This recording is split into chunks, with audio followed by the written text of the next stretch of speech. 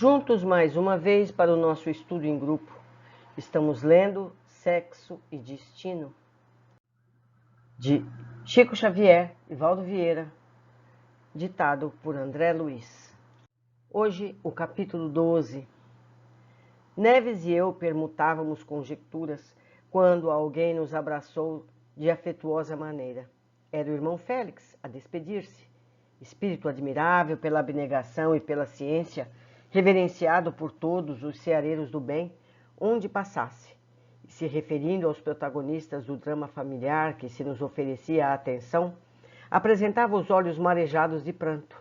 Via-se-lhe não somente a piedade fraterna, mas também o imenso amor àquelas 4 almas reunidas ali naquele aprazível recanto do rio. Parados agora, respirando as aragens que encrespavam docemente as águas da Guanabara, enquanto o céu da madrugada imprimia mais amplo realce às estrelas, enternecia-nos reconhecer-lhe o paternal carinho, qual se fora um homem comum, descansando conosco à frente do mar. Tão grande e tão puro o devotamento de que dava mostras ao descerrar-nos os tesouros do coração através das palavras que o próprio Neves, irrequieto às vezes, ao escutar-lhe as apreciações, cumpria espontaneamente o que prometera. Nenhuma observação impulsiva, nenhuma interjeição impensada.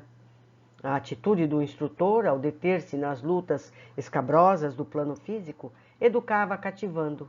Elevação em cada frase, luz do sentimento em cada ideia. Conquistava sem pedir o nosso interesse na prestação de assistência voluntária ao lar de Cláudio, cuja estabilidade periclitava na conceituação dele mesmo. Compadecia-se, elucidava prestimoso.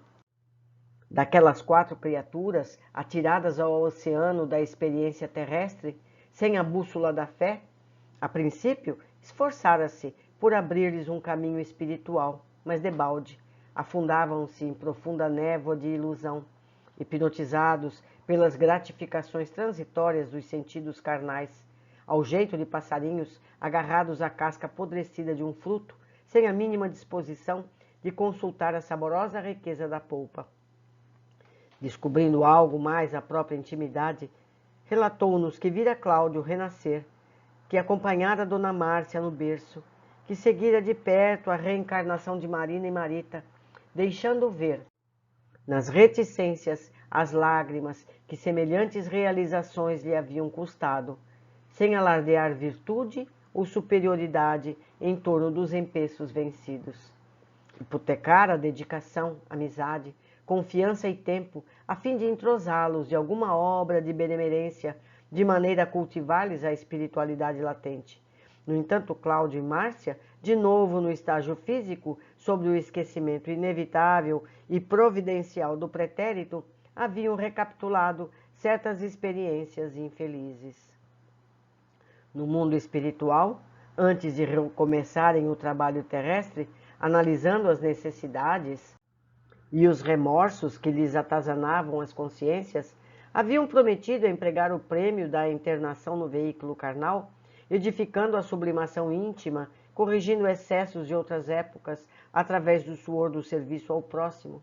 Contudo, imperfeitamente chegados à juventude das forças corpóreas, tinham abraçado paixões que lhes filtravam todas as possibilidades de libertação próxima. Ele, Félix e outros companheiros empenhavam-se em auxiliá-los, mas infrutíferamente. Os 4 resistiam a toda espécie de sugestão reparadora, repeliam de pronto qualquer projeto construtivo.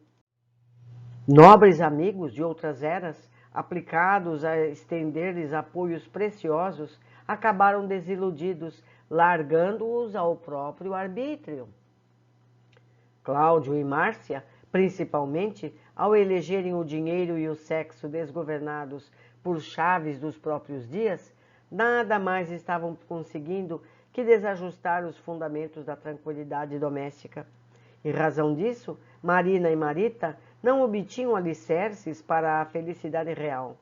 Jovens ainda, complicavam-se as duas em perigos e tentações, de que muito dificilmente se desvencilhariam sem dolorosas marcas na alma. Tamanha se evidenciara a rebeldia de Cláudio, que naquela hora significativa e ameaçadora da existência, não contava além da providência divina, senão com raros amigos. Ainda assim, esses amigos, acrescentara Modesto, certamente, ponderando quanto às dificuldades dele mesmo, não se viam com o direito de solicitar socorros especiais e, absolvidos por responsabilidades numerosas, achavam-se na contingência de apenas dispensar-lhes auxílios esporádicos e incertos. Como eu não marquei de amarelo, faço o comentário aqui. Então, estamos vendo o que se passa com a maioria das pessoas. Trazem um projeto de reestruturação. Chegados na carne, se desfazem dessas responsabilidades. Todos os espíritos que estavam ali prontos para ajudá-los no novo caminho vão cuidar de quem quer realmente crescer. Eles ficam por conta deles mesmos, contando apenas com raras atenções para que não haja mal maior. Vamos continuar. Compreendemos onde o benfeitor categorizado e humilde se propunha chegar e adiantamo-nos, prometendo nossa adesão decidida ao programa assistencial que ele delineasse. Dispunhamos de oportunidade, não nos seria difícil. Para o André é um treinamento, não é verdade? Para o Neves também. Além do tempo que me era lícito despender, atento à concessão dos meus superiores para colaborar em apoio de Neves, possuía um requerimento em trânsito junto das autoridades competentes para que me fosse concedido um estágio de 2 anos em alguma das organizações destinadas em nosso lar. Veremos mais adiante uma explicação. Aos serviços de psicologia sexual, com finalidades reeducativas. E ciente de que ele, irmão Félix, responsabilizava-se pela direção de um dos melhores institutos desse gênero, pedia-lhe, por minha vez, me endossasse a petição. Aqui eles falam de nosso lar, que nós que estamos estudando já sabemos. É a cidade consagrada à educação e ao reajustamento da alma no plano espiritual. Então, essa instituição que Félix trabalha está vinculada ao nosso lar.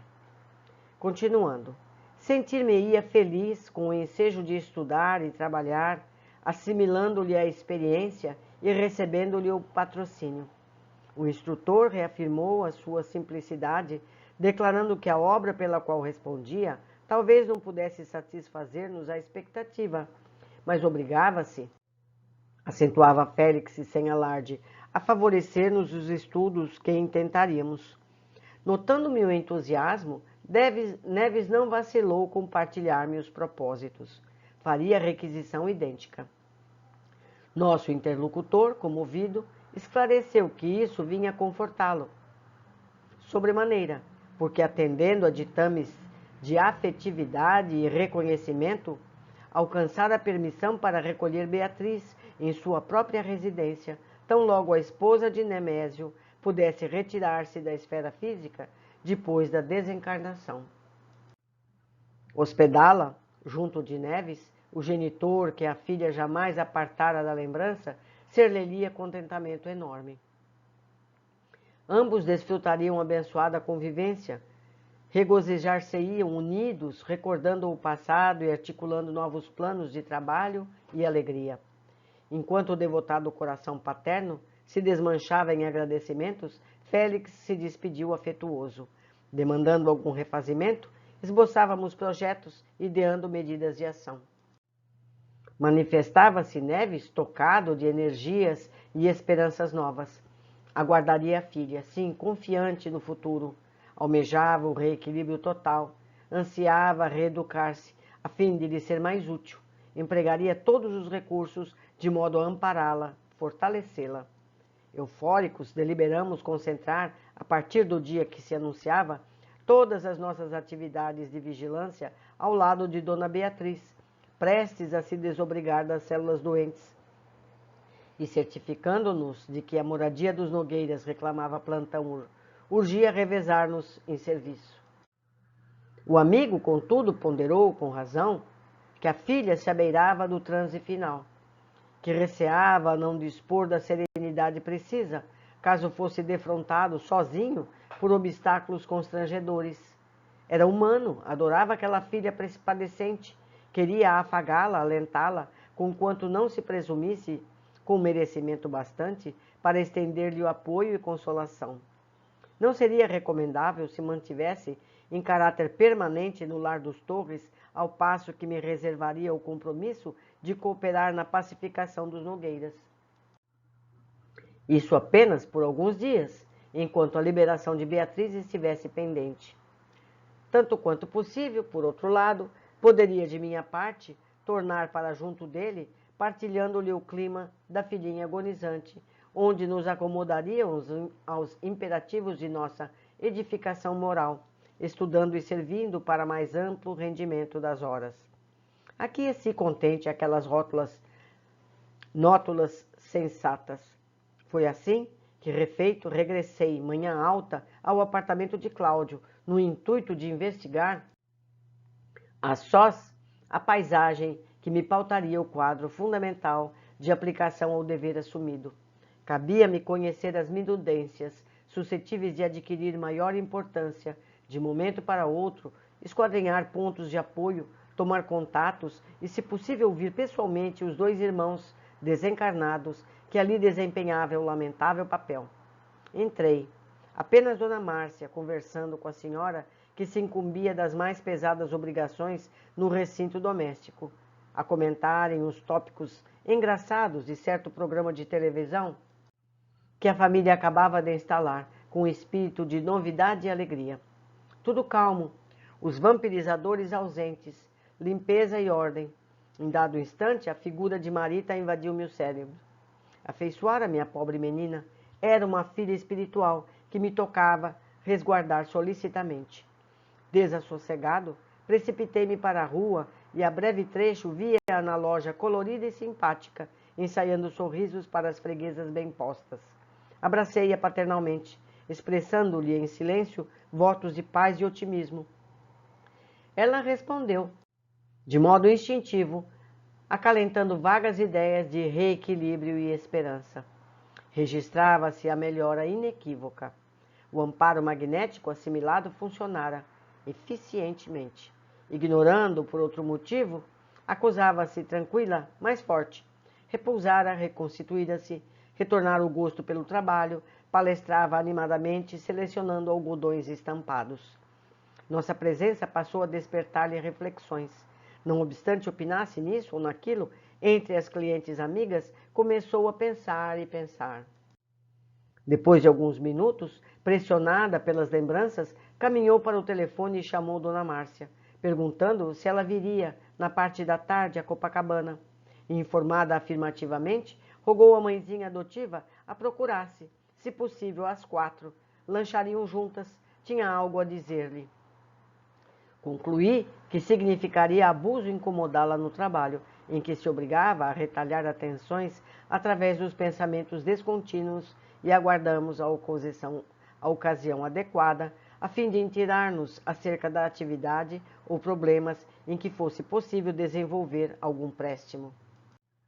No horário previsto, acompanhamos mãe e filha até pequeno recanto de hospitaleira sorveteria, considerando a gravidade da tarefa de que fôramos investidos. Postadas ambas em clima de segredo, Marita desafogou-se com dificuldade, começando a falar, discreta e humilde, que Dona Márcia lhe perdoasse os aborrecimentos daquela hora.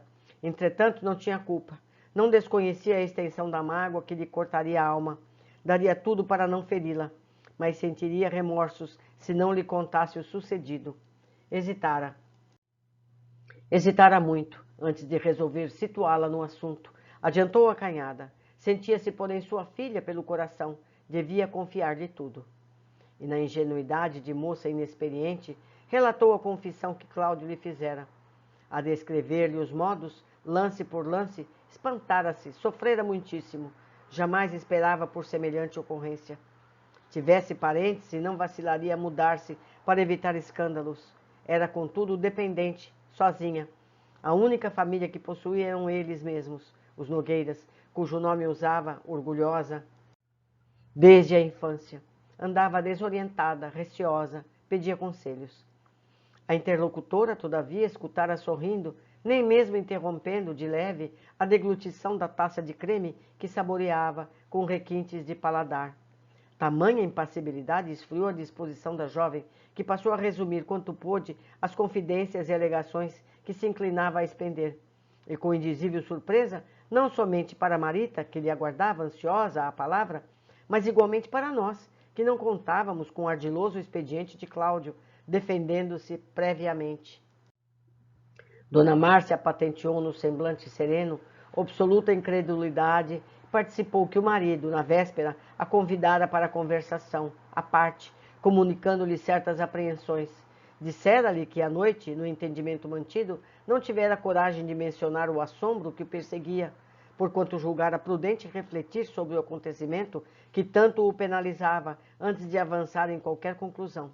Entretanto, após meditar aturadamente, deduziu que ela, Marita, necessitava da proteção de um psiquiatra.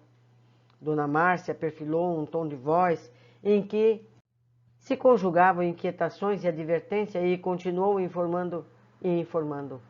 Dissera-lhe Cláudio haver experimentado imenso alívio ao vê-la penetrando no quarto, na noite da antevéspera, porquanto momentos antes, ao despertar a filha adotiva, sonambulizada, fora assaltado por ela com muitos beijos, que lhe ouvira frases inconvenientes, que se forçara a reação, pelo que a esposa percebera as vozes com as quais tanto se assustara. Anunciara-lhe ter refletido suficientemente e acabar aceitando a hipótese de um desequilíbrio. Rogar-lhe concurso para que um psiquiatra interferisse no problema. Assumiria ele a responsabilidade das despesas e, preocupado qual se achava, faria ainda mais. Envidaria esforços para que uma excursão à Argentina lhe restaurasse as energias, evidentemente alteradas. Diante da estupefação que nos dominava, a senhora Nogueira tomou a posição conselheiral. Recomendou à menina procurar se esquecer, distrair-se. Explicou que não viera ao encontro no intuito de abordar o caso. Antes, as alegações da filha. Entretanto, não encontrava outra saída além daquela em que lhe abriu o coração. Esposa e mãe, defenderia a paz de todos. Não concordava em que se tomasse partido. Cláudio, efetivamente, contraíra contas com ela. Dona Márcia, nas ingratidões do marido, isso sim, mas no tocante a filhas, sempre tivera a conduta de pai exemplar. Nada justo incriminá-lo. Tudo não passava da imaginação enfermiça dela própria, Marita, fase de moça namoradeira, e o martelo verbal tornou aos estribilhos do passado. As festas de Aracélia, as companhias de Aracélia, as desilusões de Aracélia. Verificando no olhar da jovem a penosa impressão com que era obrigada a recolher tais lembranças, a interlocutora, sem mais fundo lastro de amor para comovê-la, modificou a tática afetiva e alinhou histórias de seu conhecimento em que sonâmbulos realizavam proezas diversas. Argumentou que ela e Cláudio, perante a ocorrência, que analisavam com carinho de pais verdadeiros e não com qualquer espírito de censura, haviam recordado que ela, em criança, muitas vezes acordara aos gritos pela madrugada, fazendo birra e queixando-se de inexplicáveis terrores.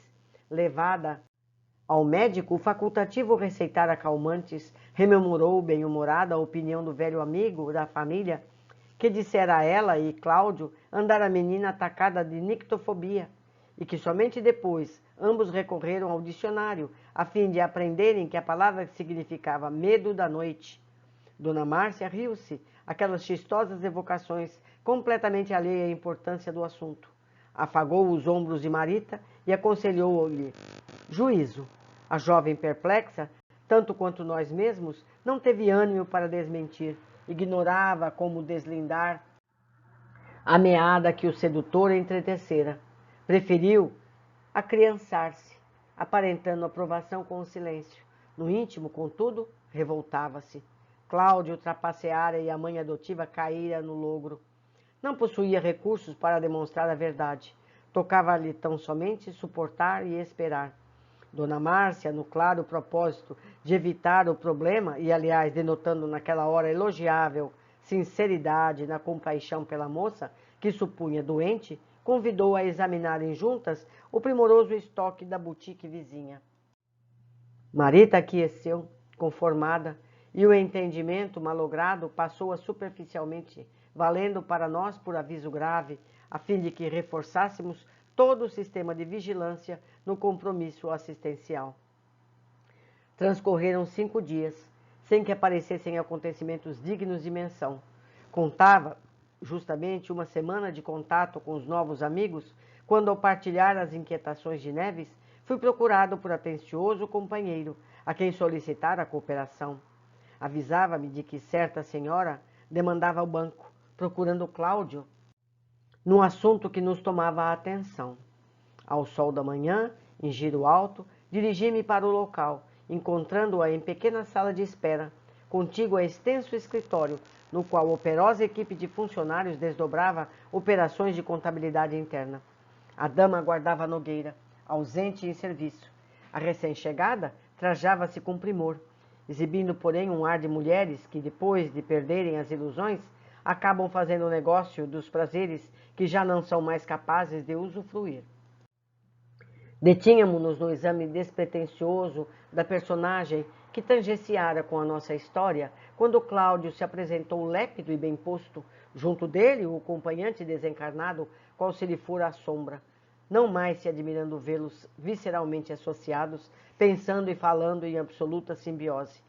Conheciam-se os dois, porquanto ele a nomeou para logo de Madame Cressina, inclinando-se familiar para a conversação cochichada, demonstrando-se ambos naturalmente acostumados aos segredos que se transmitem da boca ao ouvido. Alguma novidade? Indagou ele, esfregando as mãos numa na outra, com um sorriso brejeiro de quem prelibava festas. A visitante, contudo, falou encabulada dos motivos que a traziam. Recebera-lhe Marita, a filha adotiva, horas antes, e sinceramente informava, não conseguia subtrair ao obséquio que lhe suplicava com lágrimas. Diante do interlocutor, atento, prosseguiu comunicando que a moça desejava encontrar-se na noite próxima com Gilberto, um rapaz que, vez por outra, lhe frequentava casarão. Escolhera para isso o compartimento separado, nos fundos, o número 4, por mais reservado e acolhedor. A pobre criança, acentuava compadecida, formulara-lhe o apelo em caráter confidencial. Propuseram-lhe a concessão muito abatida, nervosa. Não pudera arear-se do pedido. Também tinha 2 filhas no mundo, também era mulher, acedera. Mas não era só isso. Marita remunerava com bondade para encarregar-se de entregar um bilhete ao filho dos Torres. E perante os olhos espantados do amigo, que acumulava na curiosidade o anseio do vampirizador, a confidente arrancou da bolsa o documento pequenino, em que a jovem implorava ao namorado fosse vê-la às 8 da noite, no lugar indicado. Saberia não incomodá-lo, não tivesse receio. Rogava-lhe a presença e solicitava a resposta. Cláudio lia, entre ciumento e indignado. Sim, refletia, era o cúmulo do sarcasmo. Gilberto governá-la daquela maneira. O compartimento dos fundos, o número 4, conhecia-o. E esquisita coincidência, era o recanto que ele também, por vezes, elegia para si próprio, quando buscava a pensão alegre de Cressina, para entreter-se, descansar. Marita, sem saber, compartia-lhe as preferências. O despeito comprimia-lhe o coração, enquanto o outro se demorava a enlaçá-lo, estampando-o no rosto larga expressão de astúcia. A empreiteira de regalias noturnas cortou a pausa longa, repetindo que não lhe era lícito esquivar-se. Entretanto, acrescentou Ladina que ele, Cláudio, era cliente de sua casa e por isso colocava-o à corrente dos fatos, não só por dever de lealdade aos fregueses, como também para evitar aborrecimentos suscetíveis de atrair os olhos da polícia, que nunca interferira nas acomodações e negócios que lhe diziam respeito. Para isso, inteirava-o de tudo e pedia conselhos. Nogueira reprimiu a cólera e vimos-no interessado em concentrar-se mentalmente, esquadrinhando a cabeça à cata de ideias. Ignorando, embora que se acostumara absorver-se nas sugestões de uma inteligência estranha à dele, buscava-lhe sequiosos estímulos, supondo naturalmente que batia às portas da imaginação para desestrancar os pensamentos. Obsessor e obsediado passaram a trocar impressões, de cérebro a cérebro. Alguns momentos de ajuste silencioso e mecânico de um observador terrestre interpretaria como sendo vertiginosa a fabulação, e os dois entraram em acordo implícito. Alcançamos semelhante conclusão pela rama, ao vê-los repentinamente asserenados, já que não me sentia capaz de verificar os planos internos, forçado a que me reconhecia a dividir atenções entre eles e a recém-vinda, cujos informes e apontamentos não me cabia perder. Cláudio esboçou um sorriso amarelo. Em seguida, agradeceu a gentileza de que nos tornava objeto, passando a extravasar as alegações fantasiosas que começava a elaborar. Disse à amiga surpresa que Marita realmente assumiria, talvez em dias breves, compromisso de matrimônio com o rapaz, e que, não obstante considerasse a entrevista mencionada pura irreflexão dos jovens, concordava em que Madame Cressina levasse o bilhete, alcovitando a conferência afetiva.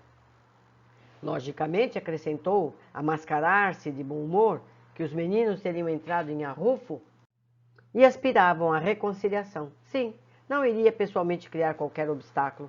Preferia aconselhar a filha no dia seguinte. Entretanto, aduziu, após refletir um minuto, em consonância com um amigo invisível, gratificá-la-ia por um obséquio, de vez que, tendo paternal interesse em que se efetuasse o encontro dos jovens, aos quais se permitia chamar a quase noivos, solicitava-lhe fosse o bilhete entregue somente às 14h, horário em que Gilberto estaria no escritório, com toda certeza. Dona Cressina prometeu satisfazê-lo, recolhendo a gorjeta e anunciando por que telefonaria para a moça, depois do ajuste, e sorrirem-se ambos num aperto de mãos. Restituído a si próprio, Nogueira, sempre enlaçado pelo obsessor, não se deu tempo a maiores reflexões. Aproximou-se do telefone e vacilou um instante. Pensou consigo que essa era a primeira vez que se dirigiria ao rapaz que detestava. A hesitação, porém, não passou de segundos. Discou, resoluto, para Gilberto. Atendido prontamente, formulou a consulta, untando a voz de cortesia. Se possível, desejava vê-lo e ouvi-lo, solicitar-lhe um favor com vantagens mútuas, mas rogava-lhe a gentileza da discrição. Entendimento pessoal para aquele instante.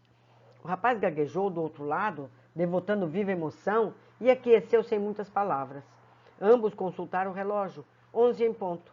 Ele, Cláudio, seguiria de táxi para o almoço em casa, no Flamengo, e esperá-lo-ia no Lido. Não se preocupasse o interlocutor, conheciam-se bastante, embora sem contatos pessoais.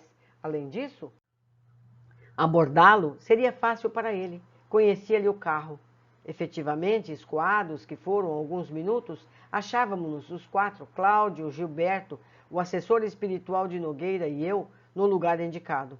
O jovem, muito pálido, assemelhava-se ao aluno culpado que comparece diante do professor, mas o sorriso largo e calculado com que era recebido colocou-o à vontade, mais apressadamente que supunha. Caminharam lado a lado, permutando banalidades sobre o tempo, até que se instalaram num recanto de bar, à frente de um guaraná que tocaram de leve. Cláudio, aparando as cinzas do cigarro, de momento a momento, esforçava-se, quanto possível, por parecer natural. Invariavelmente ligado ao vampirizador, que não perdia, começou dizendo ao filho de Nemésio que lhe entendia a situação com clareza, que sabia, de certo modo, inclinado a Marina, a filha legítima, e que, na condição de genitor, conquanto se visse na obrigação de preservar-lhe a felicidade, não devia bisbilhotar à margem de assuntos privativos deles dois. Entretanto, acentuava, dramático, criar a Marita, igualmente por filha. Amava-a enternecidamente e anelava para ela o bem-estar que sonhava para a outra. Gilberto, inexperiente, escutava, embasbacado, comovido. O antigo bancário, aparentando elevada condescendência, asseverou que, em verdade, somente atribuiria ao destino a coincidência que vinha a observar, porquanto se achava convencido de que ambas as meninas queriam o moço, talvez com análogo afeto. Verificava assombrado a máscara de paternal ternura com que Nogueira recobria o semblante. No íntimo, acalentava a repulsão dura, violenta, dissimulava habilmente os ímpetos de amarrotar o filho de Beatriz, que, satisfeito e acalmado, lhe agasalhava as afirmações. Reprimindo-se, prosseguiu astucioso. Salientou que, de certo, a menina bisonha, ao albergar-lhe os testemunhos de apreço, escorregara na paixão, que lhe desgastava agora a juventude, em psicose e doença. Preocupava-se, afligia-se, encontraria recursos para sanar as dificuldades, mas para isso constrangia-se solicitar concurso a fim de que Marita sofresse menos. Contaria com ele, e ao registrar-lhe as primeiras palavras de assentimento, baixou o tom de voz, anunciando-lhe em caráter confidencial que a filha adotiva lhe escrevera um recado. Sabia disso, compondo o quadro estudado de interesse paternal, indagou se ele havia recebido. Ante a resposta negativa, explicou que a moça lhe endereçara um papelucho, no qual lhe rogava um encontro para a noite. Sem que lhe suspeitasse do zelo, conseguira ler o petitório, tanto assim que poderia repeti-lo, e recitou de cor o pequeno texto, sílaba a sílaba, dando a impressão de proceder assim para exteriorizar com mais segurança o próprio enternecimento. Depois de caracterizar o papel, rogava ao rapaz 2 favores: responder afirmativamente, por escrito, que estaria no local indicado, atendendo ao horário certo, e abster-se de comparecer no momento preciso. Fantasiou que a menina andava desorientada, enferma, temia um choque, não dispunha de outro remédio senão pedir-lhe aquele tipo de cooperação. Isso porque, naquele mesmo dia, estava providenciando a aquisição dos documentos necessários para que ela fosse à Argentina, em companhia de Márcia, numa viagem de refazimento e recreio. Não seria prudente estragar-lhe o ânimo, naquela hora, com uma negação formal. Naturalmente que o interlocutor era dono de si, agisse como melhor lhe parecesse. Ele, porém, nos sentimentos de pai que o moviam, receava consequências. Nada custaria satisfazer-se aquela particularidade que considerava providencial. Se Gilberto aprovasse a ideia, ele próprio, Cláudio, se incumbiria de buscá-la no endereço marcado, não só com a notícia positiva da viagem no bolso, de modo a proporcionar-lhe renovadora alegria, ao mesmo tempo que poderia apresentar a ela as desculpas dele quanto à ausência, compreensível que, com a autoridade afetuosa de pai, amigo, se responsabilizasse pelas escusas do moço, de vez que usaria o tato imprescindível. Por fim, consultava-o como justificá-lo, no instante oportuno, se devia alegar a razão do bolo como sendo negócios, serviços, empeços domésticos ou inesperado afastamento do Rio. O filho dos Torres ouviu tudo encantado. A proposta pareceu-lhe uma peça vazada em profundo bom senso. Além disso, respirava feliz, verificava haver encontrado alguém que o levava passo a passo a libertar-se de um compromisso que lhe pesava demasiado na consciência. Chegado a esse ponto, desinibiu-se, perdera os derradeiros resquícios da confiança com que iniciara a conversação, e ao desembaraçar-se, afixou a máscara fisionômica que julgou cabível à defesa das próprias conveniências, asseverando que dedicara a Marita uma boa amizade, de irmão para irmão, nada mais. Destacou que, efetivamente, notara nela determinadas alterações que o haviam desgostado, e já que se sentia inequivocadamente atraído por Marina, afastara-se cauteloso, na expectativa de que tempo e distância funcionassem. Cláudio escutava, boquiaberto, admirando-lhe a delicada frieza das justificações, indagando a si mesmo qual deles dois seria maior na arte de fingir. Francamente encorajado, Gilberto declarou que lhe compreendia as apreensões quanto lhe aceitava conselhos e bons ofícios. Escreveria obrigando-se a comparecer, mas não arredaria o pé de casa. Mesmo porque Marina fora a Teresópolis pela manhã, a serviço da companhia, e talvez só regressasse no dia seguinte. O senhor Nogueira, qual o chamava, emboscando a menina às 8, estaria autorizado a comunicar-lhe, da parte dele, o agravamento da saúde materna. Não seria falso, ajuntou porquanto a genitora extinguia-se lentamente. Cláudio, obtendo o que desejava, refletia no rosto a satisfação que, somada ao voluptuoso prazer do obsessor que o assessorava, parecia interesse afetivo, devotamento. Finalizando, Asseverou-se, notificando quanto à viagem da filha, e reportou-se, em termos carinhosos, a situação de Dona Beatriz, que ele e Márcia visitariam. Destacou as acerbidades dos impedimentos de família durante as moléstias longas, apelou para o otimismo necessário e, ateu, confesso, chegou até mesmo a exalçar a confiança que se deve ter em Deus no decorrer de tais circunstâncias. Montada a obrigação que o jungia, separaram-se com um abraço efusivo, enquanto, de nossa parte, rumamos do Lido para o Flamengo, penosamente intrigados, conjecturando sobre o que estaria por suceder. Que triste, meus amigos, que confabulações, que intrigas, que artimanhas. Mas é assim, são assim as pessoas, infelizmente. Mas vamos às observações. Félix nos conta que acompanha o grupo familiar desde o reencarne de todos. Cláudio e a esposa prometeram corrigir erros passados, mas não cumpriam, repetem os erros. E a consequência? Nobres amigos de outras eras, aplicados a estender-lhes apoios preciosos, acabaram desiludidos, largando-os ao próprio arbítrio. Todos têm amparo enquanto dispostos a acertar. A espiritualidade não tem tempo para perder ou para atender aos desinteressados em evoluir. As dores, consequências dos erros, serão as mestras para esses alunos que perdem o tempo, a oportunidade da encarnação. Não é mesmo? André se prontificou a ajudar aquela família explicando: além do tempo que me era lícito despender, atento à concessão dos meus superiores para colaborar em apoio a Neves, possuía um requerimento em trânsito, junto das autoridades competentes, para que me fosse concedido um estágio de 2 anos em alguma das organizações destinadas em nosso lar aos serviços de psicologia sexual, com finalidades reeducativas.